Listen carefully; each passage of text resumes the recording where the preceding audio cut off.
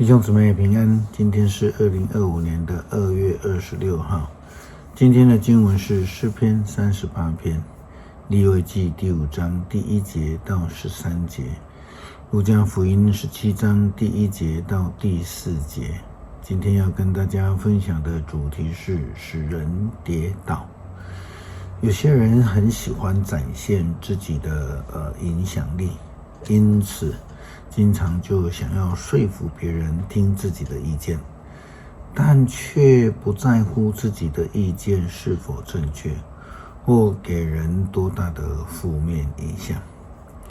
福音书时代的祭司、经学教师以及法利赛人，基本上都属于这一类的人。耶稣基督形容这样的人是在人的脖子上绑了块磨石，却又把人推下水去，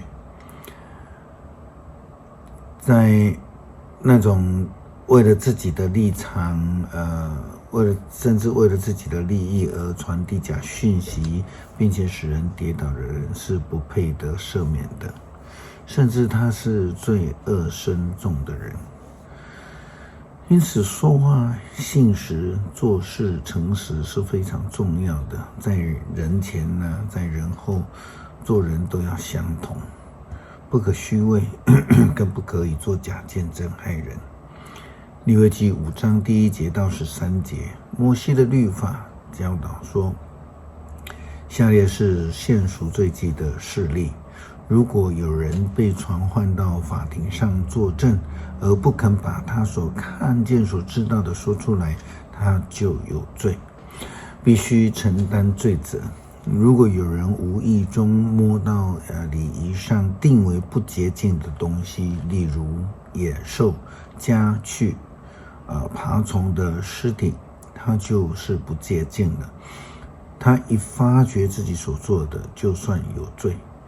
如果有人无意中摸到任何出自人体污秽的东西，无论那是什么，他就不洁净了。他一发觉自己所做的，就算有罪。如果有人无意中随便发誓，无论是好是坏，他一发觉所做的，就算有罪。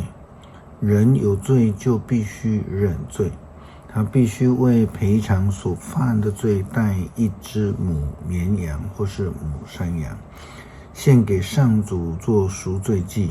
祭司要为他的罪行做赎罪礼。如果有人买不起一只羊，他必须赔偿所犯的罪，带2只斑鸠或鸽子到上主的面前，一只做赎罪祭，另外一只做烧化祭。他要把鸟带到祭司那里，祭司要为他献赎罪祭。他要扭断鸟的脖子，但不可撕裂他的头，然后把一些血洒在祭坛旁边，剩下的都倒在祭坛的座上，这是赎罪祭。接着他要依照条例献上另一只鸟做烧化祭。祭司要为这个人所犯的罪献上赎罪祭，他就蒙赦免。如果有人买不起2只斑鸠或是鸽子，他可以为自己所犯的罪献上1公斤的细面粉做赎罪祭，但不可加上橄榄油或乳香，因为这是赎罪祭，不是素祭。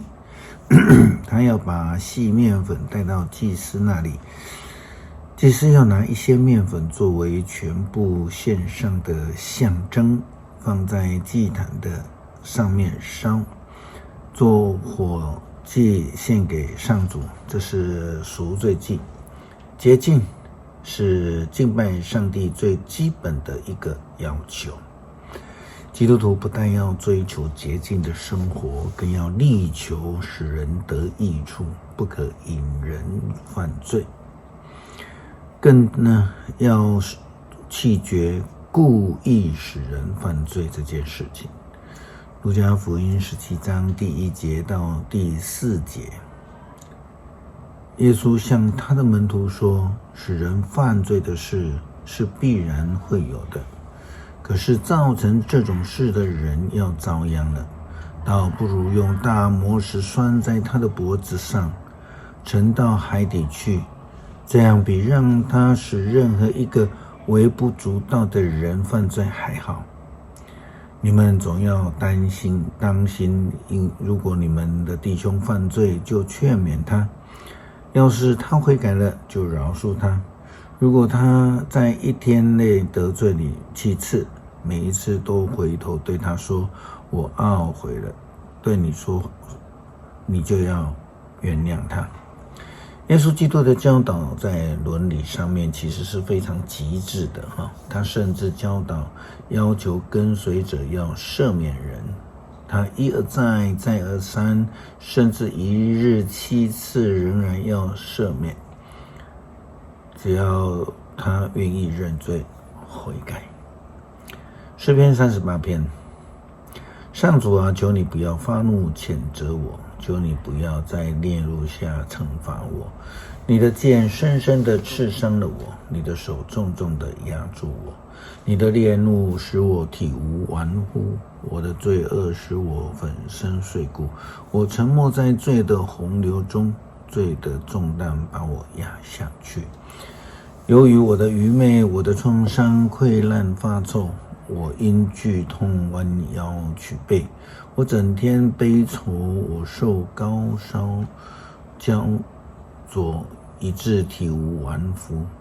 我已精疲力竭，奄奄一息，我心悲伤，痛苦呻吟。主啊，你知道我的心愿，你听见我的叹息，我心惊肉跳，精力耗尽，我的眼睛失去光彩。朋友邻人都不管我的灾病，甚至亲人也远远躲开，寻索我命的人张开罗网，想伤害我的人恶言恐吓，整天用诡计来对付我。我像聋子不能听，像哑巴不能说话，我像一个没有听觉的人，不能为自己答辩。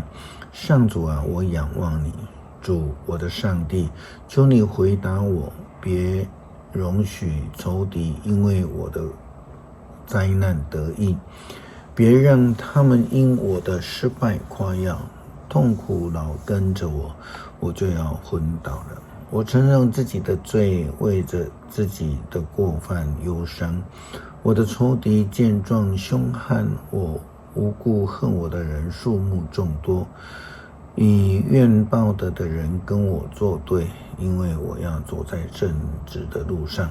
上主啊，求你不要撇下我，我的上帝啊，求你不要远离我。主我的拯救啊，求你快来帮助我。恳求爱我们的上帝帮助我们，使我们诚心的跟随你，实意的来学习你爱人的特质与教导，使我们能够不陷害人，不使人跌倒，更要使人得益处，来荣耀主圣名。祷告奉主耶稣基督圣名求，阿们。